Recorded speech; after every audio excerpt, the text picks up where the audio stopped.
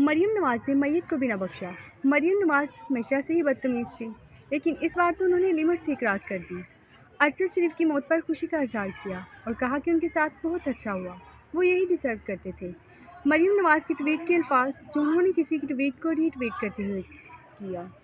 मुझे इस ट्वीट को रीट्वीट करते हुए अच्छा तो नहीं लग रहा, लेकिन इंसानियत को इससे सबक सीखना चाहिए। मरियम नवाज का इशारा माजी की तरफ था, जब अरशद शरीफ ने उनकी वालदा को ताबूत को देखते हुए कहा था कि नवाज शरीफ ने अपनी मां का ताबूत पाकिस्तान ऐसे भिजवाया जैसे कोई चीज़ भेजी जाती है, लेकिन उन्होंने मौत पर दुख का इजहार किया। अगर देखा जाए तो वो ठीक बोल रहे थे। क्या एक बेटा अपनी माँ और बीवी को बगैर सहारे के बेच सकता है, वो भी उनकी मैयत? ये कैसा बदला है कि आप एक शहीद के वारिस को शहीद करके पूरा करो, जिसके 5 बच्चे हैं और उनकी माँ का कोई सहारा नहीं।